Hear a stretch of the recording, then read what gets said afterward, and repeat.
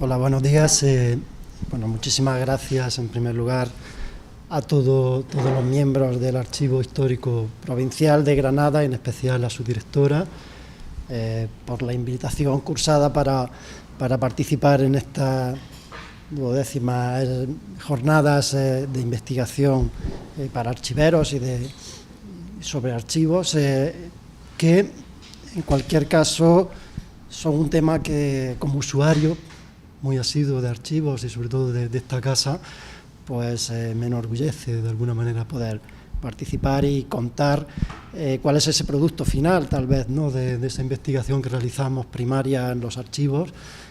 tanto a nivel textual como sobre todo en documentos gráficos, en mi caso en concreto, por la formación que tengo como arquitecto, pues cómo a partir de esos documentos finalmente se puede extraer una grandísima información, tanto la que es más inmediata y es más visual, como otra mucha que subyace detrás y que hay que prácticamente bucear para poder entender cuál es el contexto en el que se generaron esas cartografías y cuáles fueron finalmente los requisitos que se siguieron para poder elaborarlas y qué es lo que se pretendía con ellas. Me gusta a menudo empezar este tipo de charlas de cartografía con estas planimetrías, que son muy conocidas y aún siendo conocidas, es verdad que cuando las enseñas, o sobre todo usuarios que tal vez no la hayan visto por primera vez, pues les sorprende el no ser capaces de reconocer tal vez unas formas geométricas que hoy en día no son a todos muy familiares, ¿no? Formas cartográficas que todos reconocemos y que, sin embargo, en otros momentos históricos, tal vez representadas con otros códigos y otros patrones, resultarían más difíciles, ¿no? En esta, propiamente dicha, pues si la situamos de una forma más convencional, a como estamos acostumbrados a leer estas cartografías actualmente, rápidamente podremos reconocer una serie de formas que de otra forma tal vez nos serían un poco más difíciles, ¿no? Podemos inmediatamente, en una cartografía que tiene ya pues más de 8 siglos de historia, pues todavía reconocer perfectamente la forma de la península ibérica, la forma del norte de África, la forma de la isla de Sicilia, de donde partieron estas cartografías, y eso nos aporta también mucha información en cuanto al autor que lo realizó prácticamente en el siglo XII, al-Idrisi, aun cuando, bueno, algunas de estas cartografías se han reproducido hasta épocas recientes para tratar de extraer esa información más fácilmente. Fácilmente podríamos localizar la ciudad de Granada en esta cartografía, o atender directamente a las copias originales que se han conservado en distintos archivos. No originales, sino ya prácticamente de unas décadas o unos siglos incluso posteriores a la elaboración, esas copias a las que anteriormente nos hacía alusión Abelardo en su magnífica exposición, y que prácticamente desde ya los inicios de la cartografía era necesaria ejecutar, y muchas de ellas no han llegado no en documentos originales, sino en segundas, terceras copias. La cartografía, por tanto, en un sentido muy amplio, pues no solamente recoge tanto el hecho de representación de la forma de la Tierra, al fin y al cabo, y la traslación a los distintos soportes, de los cuales también nos ha expuesto Abelardo muchos de ellos, sino todas las operaciones que llevan ese paso, que no es sino una abstracción, al fin y al cabo, una serie de procedimientos técnicos que permiten representar cosas del mundo real sobre un soporte cualquiera y hacerlas comprensibles, para que comprensibles o no, tal vez no, pero sí se pretende no hacerlas, ¿no? Pero al menos encriptarla o posicionarla sobre un soporte que se pueda extraer esa información. También se entiende por cartografía, con esta palabra que actualmente utilizamos en un sentido muy amplio, ¿no?, para designar planos, mapas, maquetas, incluso todo elemento gráfico que represente finalmente estos aspectos de la superficie terrestre, o incluso de la bóveda celeste también, pues se entiende también por cartografía, como digo, a esos productos finales que se obtienen, que, bueno, como seguramente sabéis todos, pues provienen de una palabra griega, una unión de dos palabras griegas, directamente grafía, refiriéndose a elementos escritos, elementos incisos sobre un soporte, y carta, que es uno de los términos que utilizamos incluso actualmente, ¿no?, para designar a los mapas. Por tanto, los mapas son ese producto final, la cartografía son ese producto final de esa actividad intelectual que supone la traslación de esos datos de la realidad a un soporte y la difusión de los mismos, ¿no? Y pueden ser o estar constituidos con muy diferentes materias, ¿no? Estamos acostumbrados a los mapas incisos sobre papel o sobre un soporte digital, pero se pueden constituir de cualquier manera, se pueden grabar en un soporte efímero, se pueden grabar en la arena de la playa, se pueden realizar con cañas, como realizan por ejemplo en la Polinesia, para crear esas cartografías, esta que tenemos aquí a la derecha, en segunda instancia, en la cual representan los movimientos a través del mar Pacífico, del Océano Pacífico, por todas esas usuarios de las distintas, los pobladores de las distintas islas de la Polinesia, y tienen que finalmente señalar una serie de hitos en esa llanura inmensa que es un mar, que es un océano, con lo cual incluso con este tipo de procedimientos también se puede representar elementos cartográficos o algunas de las más antiguas y modernas que todavía podemos observar en distintos yacimientos arqueológicos, como la del yacimiento de Catalhoyuk en Anatolia, en la cual, pues en una de las casas hay un zócalo pintado en el que se representa precisamente pues el poblado al que pertenecía esa casa, incluso algunos elementos singulares del entorno, como un volcán muy significativo que se sitúa cercano. Esta es la posición de ese yacimiento, y podemos ver que una representación actual, al fin y al cabo, de las que usamos hoy en día, no difiere tanto de esas representaciones que tienen ya milenios, ¿no? Con lo cual este nivel de abstracción ha estado presente siempre en el ser humano para poder representar algo tan complejo como podía ser un hábitat, un lugar de vida, un lugar de poblamiento. La cartografía, por tanto, requiere al menos de realizar ese tipo de procedimientos para poder trasvasar esa información que observamos, que conocemos, sistematizarla de alguna manera, hacerla convencional también para que sea entendida en un momento determinado, en una cultura determinada, ¿no? Y para ello, pues a lo largo de la historia se han ido cada vez utilizando sistemáticamente y más complejamente una serie de técnicas para poder representar todos esos elementos y poder realizar esa traslación de una manera lo más fidedigna posible. Por tanto, en toda cartografía es bueno conocer, aunque no lo investiguemos, pero saber cuáles han sido estos procedimientos que subyacen al propio producto de la cartografía, al propio mapa. Entender cuál han sido el nivel de exactitud que se ha pretendido con ella, qué procedimientos se han empleado, matemáticos finalmente, qué conocimientos tenían los autores o el autor para generar esos elementos planimétricos que mucho tiempo después pueden seguir siendo todavía vigentes, ¿no? En concreto son tres elementos los que siempre subyacen a todo mapa, los que están encriptados al fin y al cabo en un mapa, y que se puede prácticamente ir hacia atrás, hacer una operación inversa y empezar a decodificarlos. Son los elementos técnico-matemáticos y, como digo, esto continuamente sigue implementándose en nuestros días con todos los posicionamientos satélite que utilizamos actualmente. Es algo que no está totalmente cerrado, pero se vienen utilizando ya desde hace muchas generaciones, muchos siglos. Los elementos geográficos que finalmente se representan, una cartografía no deja de ser la representación de un objeto, de una superficie, y en muchos casos la superficie de la Tierra, aunque no únicamente. Y luego los elementos que podríamos decir como que acompañan a todas esas cartografías, que nos permiten entenderlas, que nos dan una explicación o que simbolizan algo más, ¿no? Que en muchas ocasiones son elementos incluso artísticos, que tienen una vinculación ya directamente con la capacidad más artística, podríamos decir, de la persona que ha realizado esa planimetría, y que no dejan de ser también elementos muy interesantes que se pueden analizar incluso científicamente, no solamente a nivel del elemento artístico en sí. Dentro de los elementos técnicos matemáticos, pues el principal problema que nos surge, sobre todo al representar la superficie de la Tierra, es que la Tierra no es un elemento plano. Y si no es un elemento plano, pasar esa información a un elemento plano, que es al fin y al cabo un mapa en 2 dimensiones,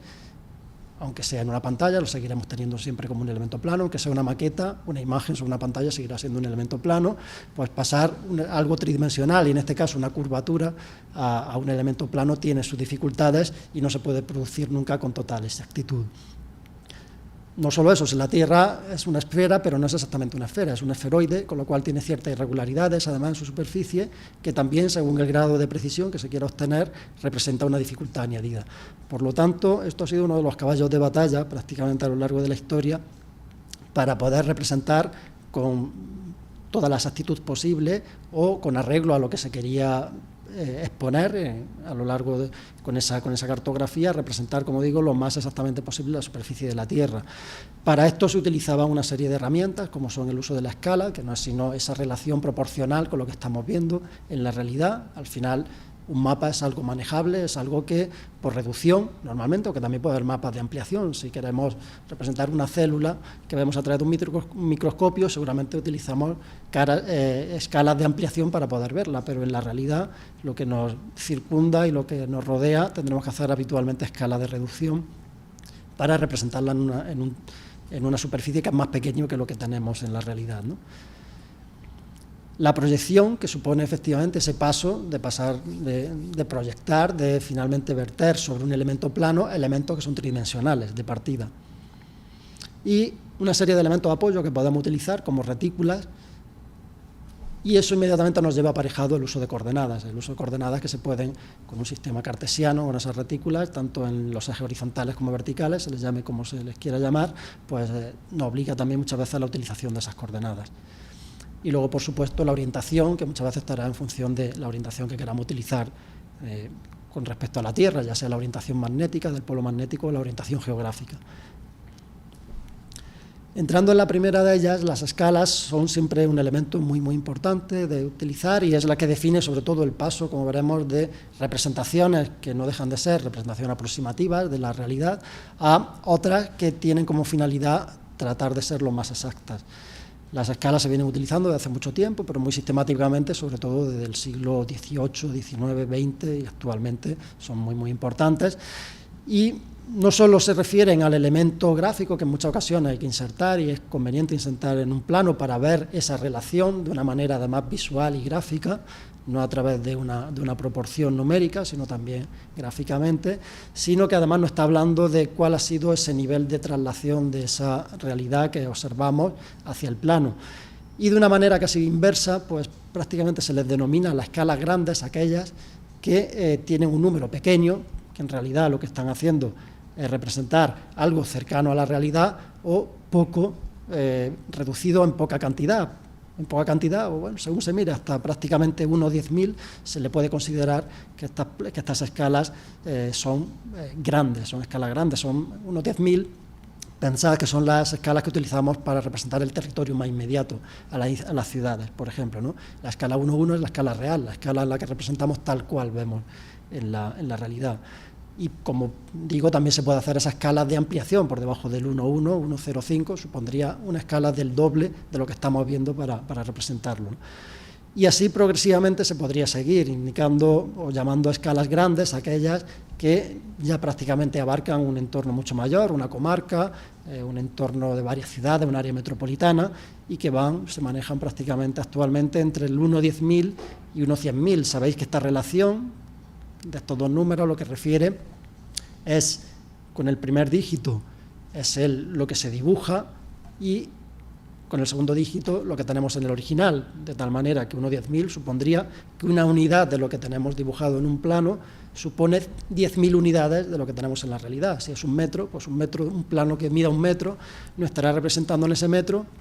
10.000 metros de la realidad, es decir, 10 kilómetros al final. Esto es lo que refiere finalmente ese número, que es importante, puede serlo, para hacer el procedimiento inverso y calcular distancias, por ejemplo, pero que finalmente se debe trasladar en un elemento gráfico que aparezca en el propio plano, y muchos no lo vamos a encontrar siempre, y sobre todo en material de archivo, y es un elemento que es importante tenerlo, aparte de las dotaciones artísticas que también se puedan establecer en estas escalas, ¿no? Y así, como digo, pues se podría seguir prácticamente hasta escalas pequeñas,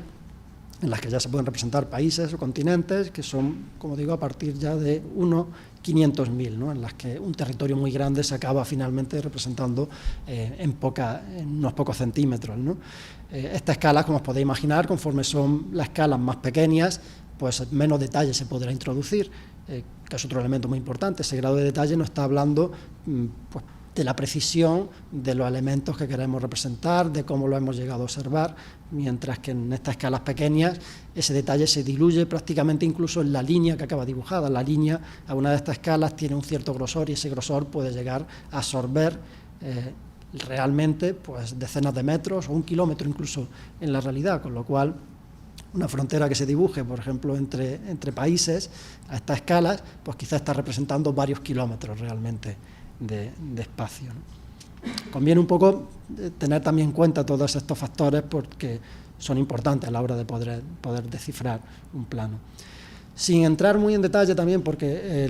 los sistemas de proyección son realmente complejos, se pueden hacer bastante complejos su explicación y su entendimiento, pero sí es conveniente también dar algunas pinceladas en cuanto a ellos, ¿no? Y esto, la principal idea que subyace detrás de ello es que es imposible representar, como digo, la superficie terrestre con total coherencia. Podremos mantener las distancias, podremos mantener las superficies, podremos mantener las formas, podremos mantener los ángulos, pero no se puede mantener todo en un plano, con lo cual hay que elegir el sistema de proyección, y esa es la explicación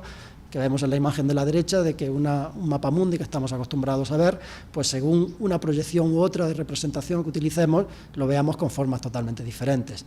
Esa es la famosa cuestión de por qué Groenlandia se ve más grande que África en algunos planos, cuando sabemos que no tiene una superficie más grande, o que la Antártida ocupa prácticamente pues, toda la masa del resto de continentes. Se debe precisamente a esos elementos de proyección. Por tanto, también en determinados casos hay que indagar en estos elementos, en estos metadatos que hay detrás de un mapa y saber exactamente cómo se ha hecho, cuál ha sido el sistema de proyección que se ha utilizado. Como os podéis imaginar, estos sistemas de proyección se utilizan sobre todo en cartografías con una escala pequeña, es decir, que abarcan un territorio muy amplio. Las que utilizamos para representar pequeños elementos de la realidad, la proyección es más inmediata, puede ser una proyección casi directa, midiendo y manteniendo linealmente las distancias, ¿no? Y otro elemento muy importante, aparte de estos elementos matemáticos que hablábamos, que estaban insertos siempre en toda cartografía, y como digo, cuanto más territorio abarcan, más importantes son estos elementos matemáticos, pues es la manera de representar la propia geografía, que es lo que acaba muchas veces siendo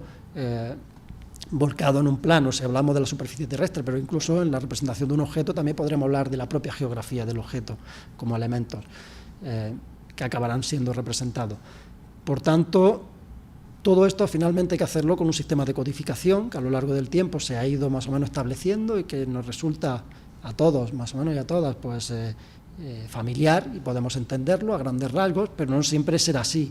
Habrá elementos en las proyecciones, en los elementos geográficos, que puedan utilizar una codificación que actualmente tal vez no nos sea muy común, con lo cual también habrá que indagar cuál era el criterio que se seguía en una determinada época para poder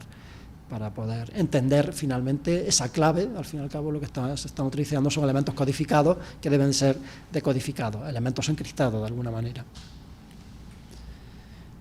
En los elementos geográficos es también muy importante ver el grado, sobre todo de una perspectiva actual, el grado de afinidad con la realidad, el grado de exactitud en estas representaciones. Y esto se puede ver incluso fácilmente estudiando la evolución de las cartografías y de los territorios, y se puede, por ejemplo, para el caso cercano de Andalucía, se puede constatar cómo las primeras representaciones de todo el territorio que hoy constituye la comunidad autónoma andaluza, pues eran realmente exactas o muy exactas, incluso para ser muy alejada en el tiempo actual en lo relativo a las costas. Las costas siempre se han podido medir bien, fácilmente a través de barcos, por batimetría, por una serie de procedimientos y de visuales directas de superficie horizontal, que al fin y al cabo es el nivel del mar, y era mucho más difícil representar el interior. Y si el interior además es montuoso, como ocurre con la parte occidental de nuestra comunidad autónoma,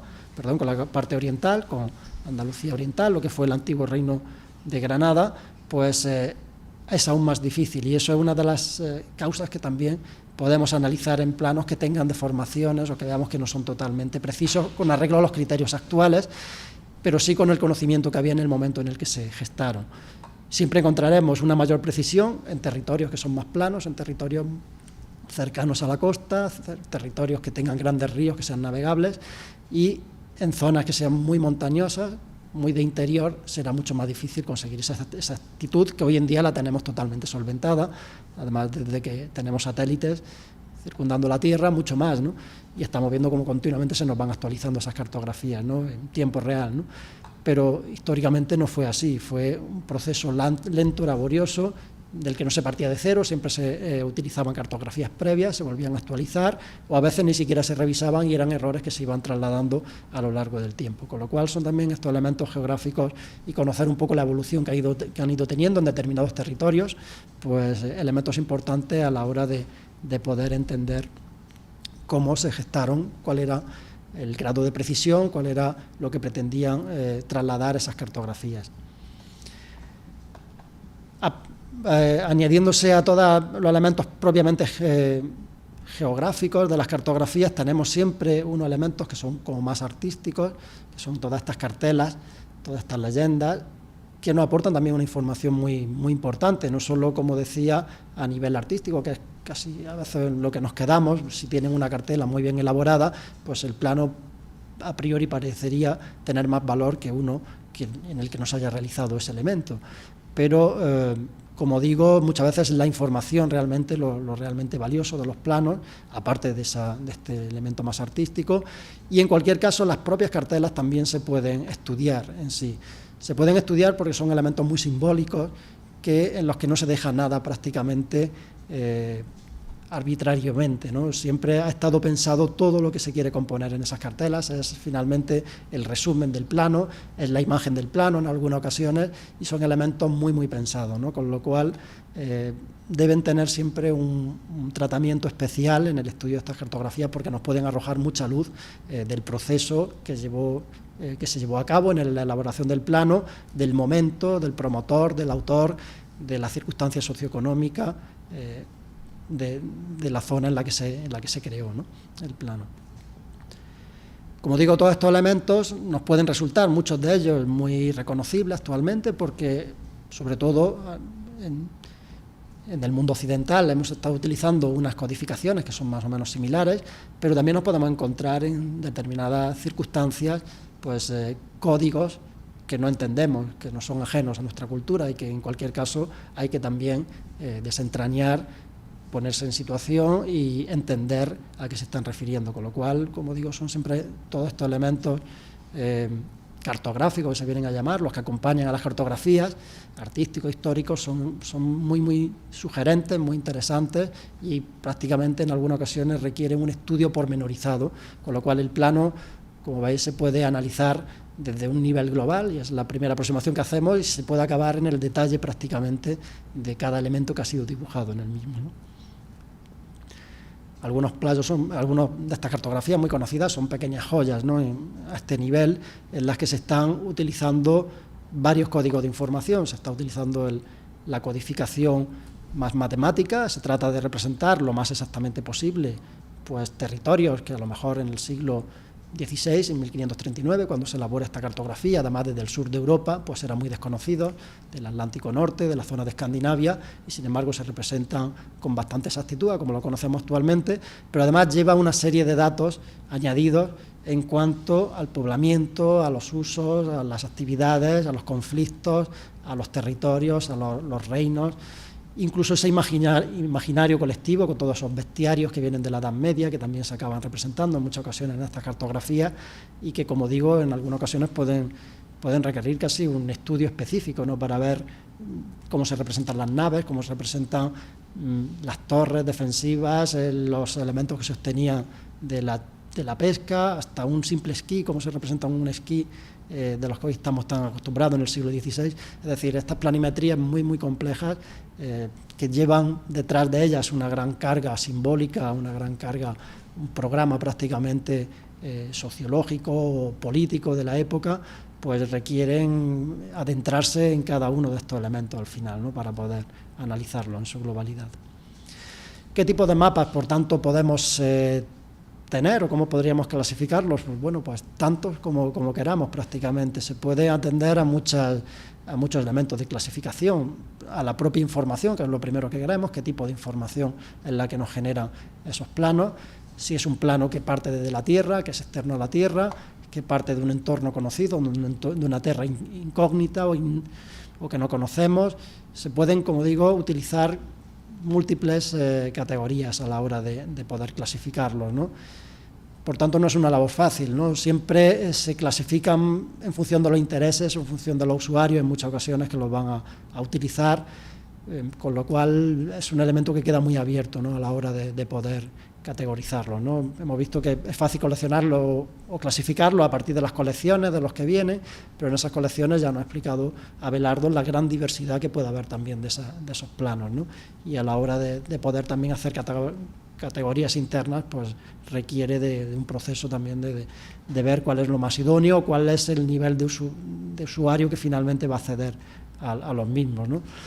Sin querer ser exhaustivo, ni mucho menos, en estas categorías, sí podemos indicar cuáles son planos de los más comunes que podemos encontrarnos y, bueno, al menos desde mi experiencia, de los que se pueden analizar a partir de los fondos archivísticos, ¿no? En primer lugar, y ya nos han puesto sobre ello un poco Abelardo, los croquis, que son finalmente esos planos que no son topográficos, que no son geográficos, en los cuales se está introduciendo, pueden ser geográficos, pero no tienen esa componente más topográfica, es decir, no están regidos al fin y al cabo por ese procedimiento matemático para trasvasar esa información al plano, sino que es una información mucho más visual, mucho más simbólica, una información prácticamente en la que se trasvasa lo que tenemos en la mente, como los bellísimos dibujos de Leonardo, que directamente está dibujando cómo entiende este tipo de máquinas o este tipo de mecanismos, o cómo una persona es capaz de abstraerse en el momento en el que se realiza el catastro de la Ensenada, en mediados del siglo XVIII, para reconocer el término municipal de su localidad y prácticamente en una vista elevada, que hoy estamos muy acostumbrados a verlas, pero en aquel momento eran impensables, pues cómo llegar a un croquis finalmente lo más legible posible, lo más entendible posible de cuáles son los elementos geográficos más importantes de su territorio. Pero no dejan de ser croquis al fin y al cabo, ¿no? Son elementos en los que nunca podríamos ponerle una escala, por ejemplo, ¿no?, para representar una traslación directa de lo que estamos representando, ¿no? Entre ellos, bueno, tenemos los mapas topológicos que seguimos utilizando actualmente, los mapas de relaciones, utilizamos en líneas de metro, en líneas de autobuses, en carreteras, en ocasiones, en los cuales existe una relación más o menos con la realidad, pero no existe una vinculación directa entre esa medida que podemos tomar en la realidad y su plasmación en el plano. Sin embargo, tienen otras muchas funciones y muchos beneficios. Tienen el beneficio de poder colocar esa información de una manera legible, que quizás si se siguiera el criterio geográfico sería imposible, porque había zonas que tendrían una densidad muy alta, por ejemplo, de información, y habría que extraerla en distintas escalas, que también se puede hacer. Es decir, son finalmente decisiones que se toman a la hora de utilizar uno u otro, ¿no? O este mapa, que al fin y al cabo está hecho sobre una base cartográfica, pero que representa, pues, los pasillos aéreos de un aeropuerto, ¿no?, en el cual igual el espacio aéreo no podemos seguramente dividirlo y acotarlo con perfección, pero sí creamos unas zonas buffer, unas zonas aproximadas en las cuales se van a mover estos aviones en la aproximación a los aeropuertos, ¿no?, con lo cual sería uno de estos planos también de relaciones, pero que está hecho además sobre una base cartográfica con exactitud, ¿no? Este otro, por ejemplo, un plano histórico, y al mismo histórico porque es ya de hace bastante tiempo, y además representa hechos históricos de alguna manera. Representa de una manera gráfica, pues, la merma de tropas en dos casos concretos, ¿no? El movimiento famoso de Aníbal a través de los Alpes, y la campaña de Napoleón en Rusia, pues de una manera muy gráfica, sobre una base también cartográfica en algunos de los casos, se nos indica con las relaciones de elementos gráficos qué cantidad más o menos de tropas partieron y cuáles fueron las que regresaron, ¿no? No deja de ser también uno de estos planos topológicos, ¿no? Quizás en estos archivos más de interior sea difícil encontrar este tipo de planos, pero en otros archivos de zonas costeras, pues sí pueden ser muy comunes encontrar los portulanos, que son esos primeros planos en los que se representa únicamente la zona costera de una manera más o menos precisa, puesto que había formas de medición con las herramientas de medición y y todos los procedimientos que se empleaban para la navegación, se podían además medir las costas y una serie de visuales, crear esta serie de líneas visuales para generar finalmente los perfiles de una costa, ¿no? Sin embargo, en el interior se hacían siempre representaciones mucho más figurativas de las ciudades que había, en el caso de Granada, de la zona costera de Granada, y se representa Granada como circundada de montañas o como entre montañas, quizá por el conocimiento que se tenía. No hay que olvidar que estos planos se realizan pues, desde el almirantazgo del Imperio Turco, a partir de otros planos que seguramente confiscaron en otras naves en el Mediterráneo, y esa información era una información que no se conocía de primera mano, o se conocía a través de los moriscos que habían sido expulsados de la península ibérica, con lo cual ese tipo de cuestiones históricas también son importantes algunas veces para saber por qué se representaron los planos de una forma o de otra. O esta imagen un poco arquetípica de la laguna de Venecia, cómo la imaginaba el Imperio Turco, ¿no? Cómo la conocía y había intentado en ocasiones asaltarla y sabía cuáles eran sus defensas, incluso el posicionamiento de los distintos islotes internos a la isla, ¿no?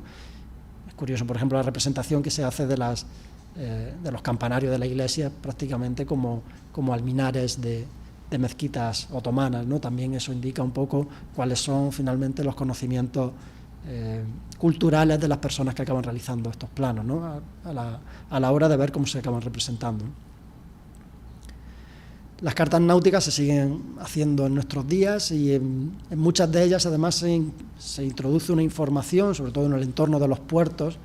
que es la información batimétrica, en la cual se puede medir precisamente los fondos marinos, la profundidad de esos fondos marinos, que eran muy interesantes para la navegación de cabotaje, la que iba en torno a las costas, y para los fondeaderos, para las zonas donde tenían que arribar los barcos, ¿no? Con lo cual es otra información que podemos encontrar muy profusamente en estos planos costeros, en estas cartas náuticas de las bahías, de los puertos, y en los cuales también se representaba, conforme fue avanzando el tiempo, los frentes marítimos de las ciudades y sobre todo los elementos fortificados que podía haber en esos frentes por una cuestión estratégica. Aquí vemos un plano realizado por el depósito de guerra francés del puerto de Málaga en el siglo XVIII, en el que se están representando prácticamente las plantas y los alzados de los elementos que podían ser más problemáticos a la hora de batirlos en un ataque a la ciudad, ¿no? Por lo tanto, son planos que se pueden considerar incluso estratégicos, en los cuales se representan los elementos que se quieren y además con un grado de precisión muy alto aquellos que son muy significativos para ese plano, mientras que elementos de la ciudad que encontramos en el monte Gibralfaro están muy escasamente representados, otros de primer plano son muy detallosos, ¿no? en este plano. Aquí vemos otro en el que se está utilizando un plano además para realizar un proyecto, pero en el cual se representa ya con mucha exactitud toda la zona costera malagueña, con la ciudad, incluso todo su área periurbana, con todas esas líneas que además nos marcan por dónde se estuvo moviendo el barco desde el cual se hizo prácticamente la toma de datos para representar estos planos, ¿no? Estas cartas náuticas, por extensión, pues también se pueden ampliar a la bóveda celeste, y esas cartas astrales o aeronáuticas que conocemos, pues tienen procedimientos desde la observación prácticamente desde la Tierra de una inmensidad que en este caso es tridimensional completamente. Fueron además la base, como sabemos, todas estas cartas náuticas de los planisferios, de esos primeros planos que todavía nos siguen sorprendiendo, la representación tan exacta, habiéndose hecho pues en algunos casos más de 500 años respecto a nuestras fechas, y son informaciones muy exactas de los continentes, pero solamente a nivel, como digo, de las costas, que es lo que se podían medir, mientras que en el interior pues o se dejaba vacío, se introducían grandes elementos simbólicos del poblamiento que se creía que existía en el interior, ¿no? O estos otros elementos que pueden ir asociados a un plano en el cual no están diciendo claramente cuál es la función que tiene ese plano. En este caso es representar cuáles son las propiedades a nivel mundial, cuáles eran los territorios que controlaba el Imperio británico,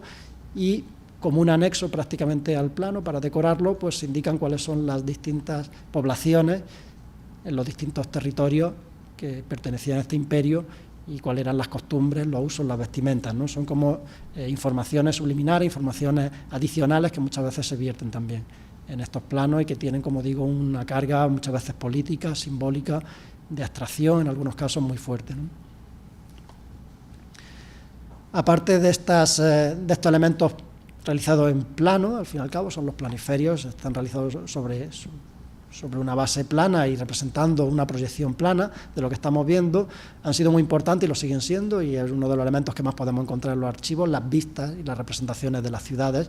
que nos aportan una información fascinante, ¿no? Es una ventana abierta a un momento del pasado, a un autor que es conveniente conocer, cómo representaba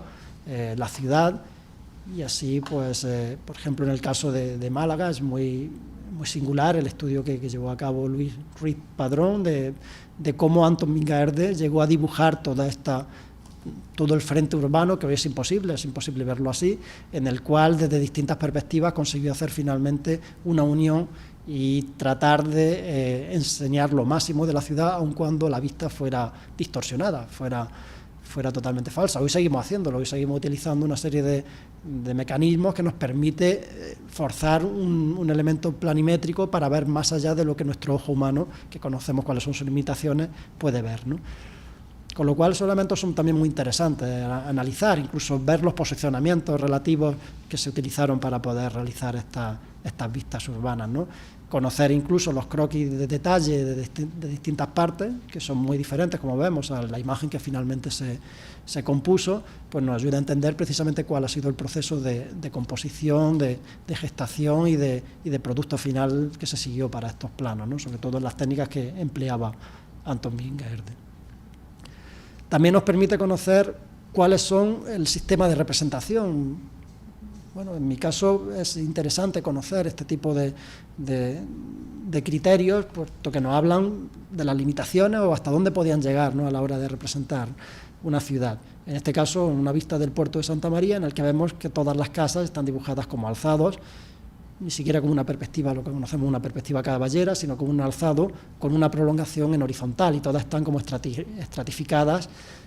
sin indicar nada de lejanía, de planos en los que se vaya disminuyendo la escala. Nos está hablando también de cuáles eran los criterios, los conocimientos técnicos de la persona que realizó finalmente el plano, ¿no? Con lo cual, como digo, es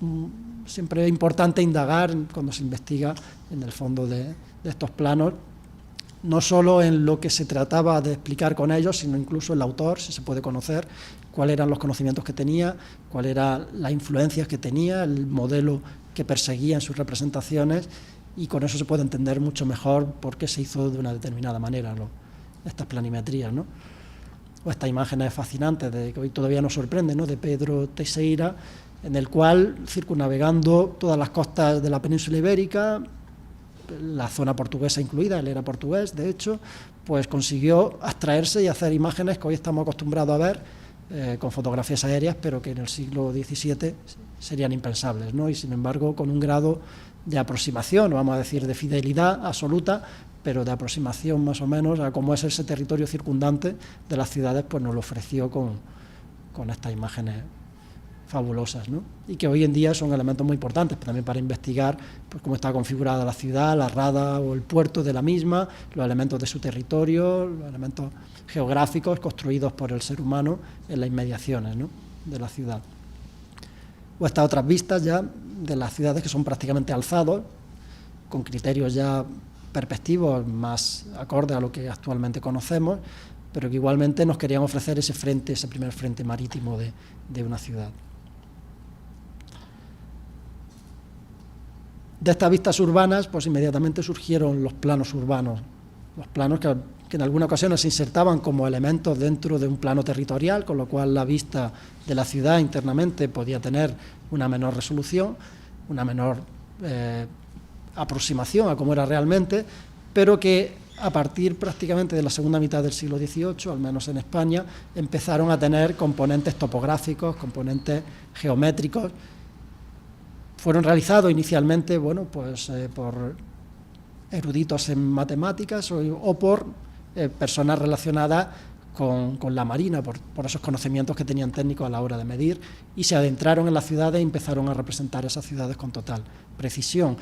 hasta el punto de que hoy todavía nos sorprende el grado de exactitud que tienen esas primeras representaciones geométricas, topográficas, como les llamaban ellos en muchos casos, de las ciudades, con la ciudad que nos ha llegado a nuestros días, y además se puede entender a la perfección la evolución que ha sufrido, al menos desde este periodo, desde la segunda mitad del siglo XVIII hasta nuestros días, la evolución urbana que ha tenido las ciudades, con lo cual son esas primeras joyas que tenemos de las representaciones urbanas y que tienen elementos que se pueden extraer todavía de primera mano muy interesantes, ¿no? En este caso, en el caso, por ejemplo, del plano de la ciudad de Málaga, coetáneo un poco de los que se realizó del famoso plano de Francisco de Dalmau en Granada, que se realiza 5 años después, pues empiezan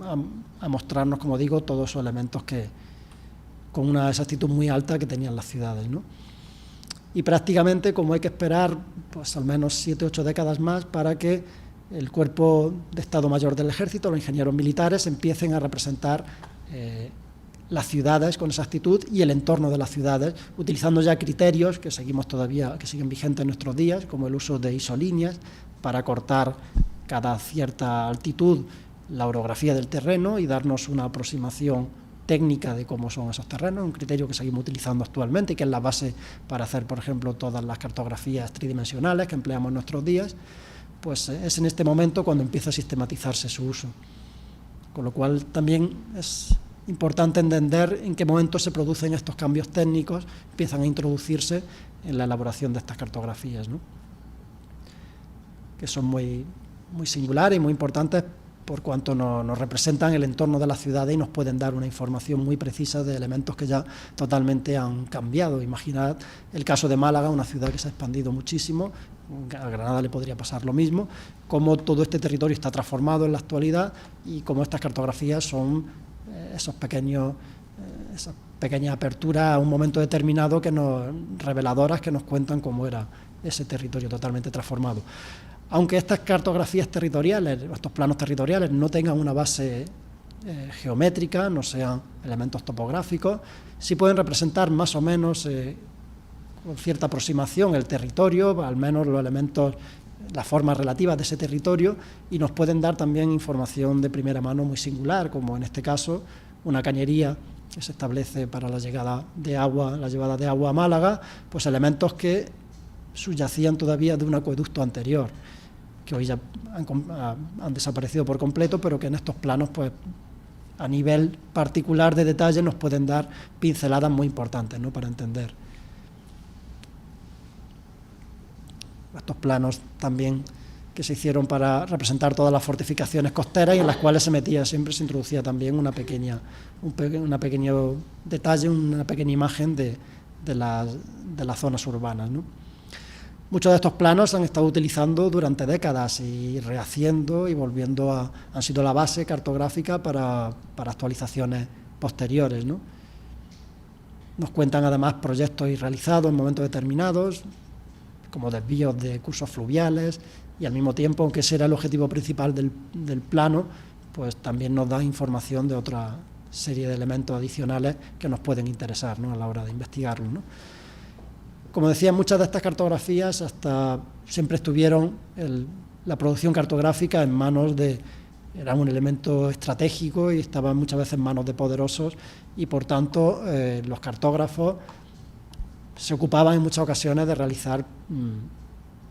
planimetría sobre fortificaciones, sobre elementos fortificados de las propias costas, en los cuales se prestaba una atención absoluta a esas fortificaciones y el resto de elementos se podían obviar, ¿no? Siempre hay una historia detrás de cada plano, además, y en algunos de ellos se puede incluso entender cuál fue el proceso que se llevó a cabo para la elaboración del plano por un ejército y cómo el espionaje de otro ejército acabó captando ese plano, no se sabe muy bien dónde o cómo, y se realizó una copia del mismo con patrones muy similares, aunque cambiando lógicamente el sistema de representación. Con lo cual, como digo, estas cartografías no solamente es lo que representan, sino la historia que tiene detrás, que muchas veces se puede indagar hasta cierto punto, se puede conocer, y nos aportan siempre historias fabulosas en algunas ocasiones y en otras muy importantes para poder entender el proceso que dio lugar en las mismas, ¿no? O las cartografías que se realizaron en Granada por las tropas napoleónicas, los ingenieros de las tropas napoleónicas, en algunas ocasiones planos totalmente geométricos y en otras más como croquis, con sistemas de representación de la orografía todavía muy al uso a principios del siglo XIX, pero que permiten extraer información de primera mano y plasmarla directamente en cartografías actuales, ¿no? Para llegar a estudiar, por ejemplo, cuáles fueron los sistemas de fortificación que emplearon pormenorizadamente en cada una de estas zonas, que es lo que se hizo, utilizando no solamente esas cartografías, sino también las cartografías que podía hacer la resistencia, que podía elaborar la resistencia, que son sorprendentes, como en momentos en los que, por ejemplo, Granada todavía está ocupada por las tropas napoleónicas, pues en Cádiz se estaban haciendo planos que recogían toda esa información, precisamente toda la información que habían proyectado los ingenieros franceses, ¿no? O croquis de campo, quizá este es el paso intermedio entre esos dos planos, ¿no? Un croquis de campo en el que te están dando una información muy precisa de cuáles son los elementos y los elementos de defensa que se están introduciendo, aunque no la forma. Nadie se imagina que la Alhambra pueda tener esa forma, pero sí nos está dando información, por ejemplo, de elementos en el entorno de la Alhambra que tenían una serie de artillerías establecidas y que finalmente acababa siendo traspasado a esos otros planos más importantes, ¿no? Con todo esto, pues lógicamente se puede obtener información, plasmarla sobre las cartografías actuales y entender cuáles fueron esos proyectos, qué es lo que se realizó, aun cuando no queden restos arqueológicos o queden parcialmente conservados esos restos arqueológicos. Otro tipo de mapas muy conocidos son estas asonometrías, estas perspectivas, en las cuales todavía no está totalmente claro cuál es el sistema de representación perspectiva, y entonces se utilizan elementos tanto representados en planta como en asonometría, como en perspectiva caballera, en distintos sistemas de representación, pero que tratan de dar al fin y al cabo una imagen un poco más volumétrica de la ciudad, ¿no? Y de ahí pasamos prácticamente a esos planos orográficos que tratan de representar exactamente o lo más aproximadamente posible el relieve de la Tierra, bien en planta, y esto hasta la aparición de ese sistema por medio de isolíneas, de curva de nivel, pues se hizo prácticamente con una serie de sombreados para dar una imagen un poco del relieve, o bien el uso de maquetas, que al fin y al cabo también deben ser considerados como elementos cartográficos, elementos planimétricos, sobre todo cuando son maquetas geométricas que conservan una proporción entre lo que se está representando y el original que se ha tomado. En este caso, bueno, quería poner un ejemplo muy de hasta dónde se puede llegar prácticamente de la extracción de estos datos en una serie de relieves que son muy conocidos, los relieves que representaron las tomas de las distintas ciudades más importantes del reino nazarí por los reyes católicos durante la década que duró antes de la conquista de Granada, en 1492, lo que se viene conociendo como la Guerra de Granada. Pues estas representaciones, que ya han sido publicadas y fueron publicadas hace décadas, pues siguen aportando datos nuevos. En algún caso la representación quizá es muy icónica de las ciudades y no aporta nada o muy poco que se pueda trasvasar al conocimiento de esas fortalezas, por ejemplo en el caso de Málaga, pero sí hechos muy históricamente probados que ocurrieron en el entorno de esas ciudades, y en otras ocasiones hay toda una información que está volcada en el interior y que permite pues prácticamente extraer de nuevo qué es lo que se trató de representar en esas ciudades, ¿no? Como este caso, uno de los más singulares, el que representa los campamentos que se establecen en Santa Fe, con la ciudad de Granada al fondo, justo antes de la conquista de la ciudad, en la que los elementos simbólicos muestran cómo la artillería finalmente fue un elemento de primera índole en esta guerra. Es decir, la imagen va más allá, no solamente representa el hecho, sino también lo que aconteció en torno a ese hecho. Y además se puede analizar independientemente todos los elementos que hay en el interior, ver cuáles eran el sistema de fortificación que se empleó en la ciudad de Santa Fe, lo que hoy es la ciudad de Santa Fe, ya totalmente transformado y desaparecido, con la inclusión incluso de baluartes de antepuerta que controlaban el paso antes del foso que permitía la entrada de esa ciudad, campamento. Todavía no se había convertido en ciudad, era un campamento donde se había protegido con una muralla circundándolo, mientras que en el exterior pues estaba el campamento de tiendas inicial que se había planteado y que en un momento dado empezó a a ser materializado con estas murallas que finalmente han quedado la trama urbana en la representación de Santa Fe. Con lo cual, solo el entendimiento de cada uno de estos elementos, finalmente todas las simbologías que aparecen en estas representaciones, aparentemente tan poco exactas o que no pueden dar tan poca información, pues finalmente pueden llegar prácticamente a desentrañarnos a grandes rasgos cómo estaban constituidos estos elementos que aparecen representados no solamente en la ciudad de Santa Fe, sino cotejar también elementos que aparecían en la ciudad de Granada. Y, lógicamente, completando estas investigaciones, no solamente con el propio hecho cartográfico que nos ha llegado, con esos tableros en este caso, sino con otras muchas planimetrías, con muchas cartografías, llegar a hacer al menos una hipótesis razonada de cómo pudo haber sido el establecimiento de este campamento en el entorno de la ciudad de Santa Fe. Santa Fe está aquí actualmente,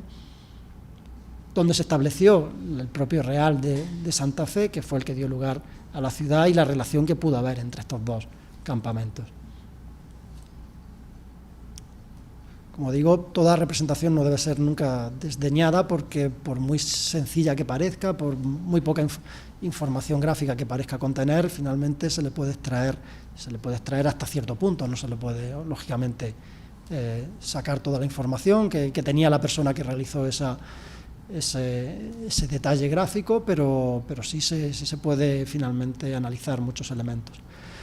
Y finalmente acabar con los planos catastrales, que ya Abelardo también nos ha introducido muy ampliamente en su charla, y prácticamente centrarme en un plano catastral, lo puedo considerar plano catastral, aunque no se llame así, el plano topográfico de Granada y su término de 1819, elaborado poco después de estos primeros apeos, de estos primeros catastros de los que empezamos a tener una información más sistemática. Anteriormente se habían realizado el catastro del Marqués de Ensenada a mediados del siglo XVIII, incluso una serie de apeos con la expulsión de los moriscos, pero son documentos en muchas ocasiones que son parciales, se han conservado parcialmente, y a partir de este momento empezamos a tener apeos y deslindes prácticamente de todos esos predios, de todos esos pagos agrícolas que había que existían en el entorno de la ciudad de Granada. Con la extracción, lógicamente, de toda esta información, el análisis de toda la información que aparece en esos apeos, en esos pequeños catastros, pues se puede, yéndonos al plano más cercano a ese momento, a 1814, que es el plano de 1819, pues establecer incluso un análisis de cómo estaba configurada a nivel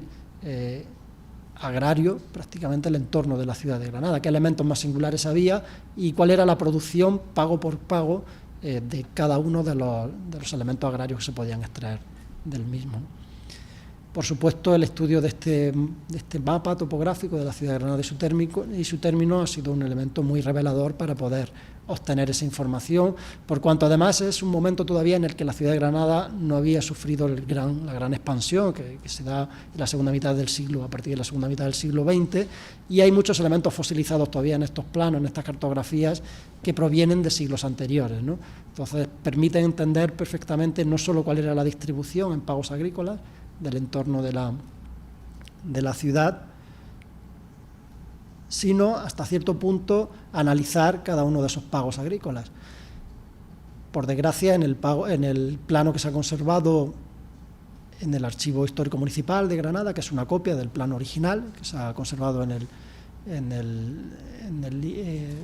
el Centro Cartográfico del Ejército, pues toda la información subliminar, muy importante, relativa a todos los pagos agrícolas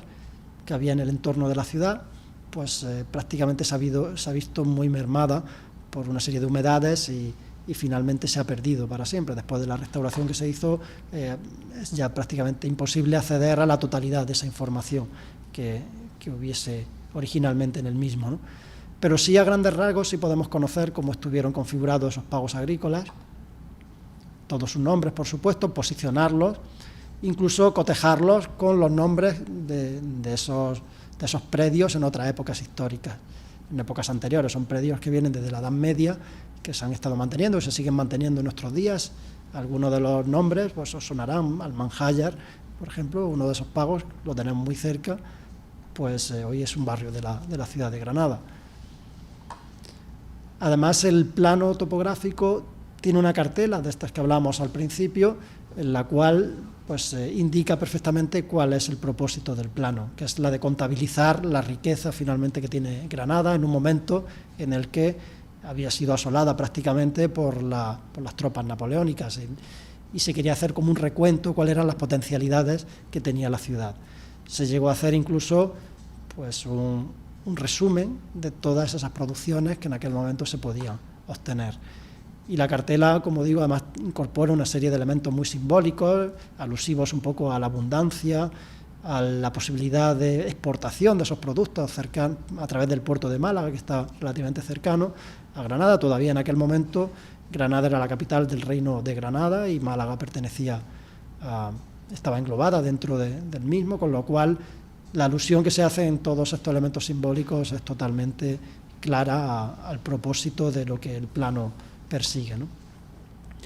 Hay incluso documentos que se han conservado en los archivos, en este caso en el archivo histórico de la ciudad de Granada, que recopila un poco esta información y que probablemente fuesen esos primeros elementos que permitieron, esos primeros documentos que permitieron luego plasmarlos en el propio plano. Además, aunque no en todos, pero sí se han conservado una serie de cuadernos, muy pocos, en este caso solamente 4, relativos a algunos de esos predios agrícolas y se pueden cotejar vis a vis prácticamente con los datos que se pueden extraer del plano, una vez categorizados, y analizar, por supuesto, todos los elementos geográficos que había en el entorno de la ciudad, todo el sistema de acequias, el sistema de caminos, el sistema de parcelas, aparecen todas las parcelas representadas, pago por pago, todos los caseríos, todos los cortijos que había en el interior de esos pagos agrícolas. En el caso, por ejemplo, del pago de Ainadamar, que es uno de los que más información ha conservado, uno de los más singulares, pues aparte de localizar cómo lo vertebraba la acequia de Ainadamar, el paso de la Ainadamar, de la acequia Ainadamar en torno al Fargue, a lo que hoy es el barrio del Fargue, pues permite identificar prácticamente, tanto en las notas marginales, que se han conservado en gran medida, salvo en algunos elementos que se han perdido, obtener información no solamente del propietario de cada una de las azas, de las parcelas, sino a quién estaba arrendado, qué tipo de árboles había, qué producción se obtenía en fanegas para los elementos de secano, en marjales para los de regadío, la calidad de la tierra, la producción que tenía, y cotejarla con esos cuadernos que se han conservado, en este caso, para este pago, ¿no?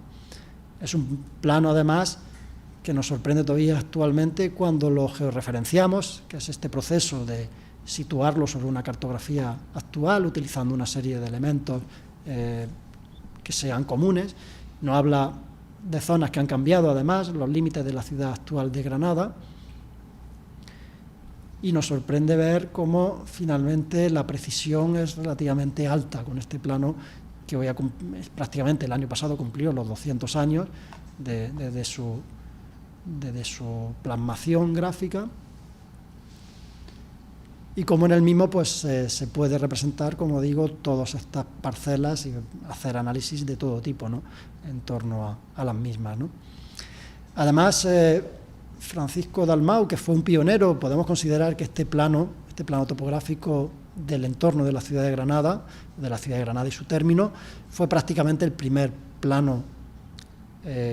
catastral, podemos llamarlo casi, de una ciudad y su territorio, o el que más precisión empezó a tener, porque hubo que esperar varias décadas para que prácticamente esos planos empezaran a sistematizarse, y en algunos casos incluso un siglo, ¿no? Con lo cual se puede hablar que prácticamente la península ibérica fue un elemento muy, muy importante, elemento pionero a la hora de representar estos planos, ¿no? No en balde, bueno, pues Francisco Dalmau había estado en contacto ciertamente durante la invasión napoleónica con una serie de cartógrafos, seguramente también del ejército napoleónico, aparte de su propia formación como matemático y profesor de academias, muy vinculado también con la Academia Francesa, seguramente que recogió toda esa influencia de los catastros napoleónicos que se estaban realizando en el país vecino, y finalmente fue el primero que quiso implantarlo en en la península ibérica. No se quedó ahí, además, sino que pocos años antes de su muerte,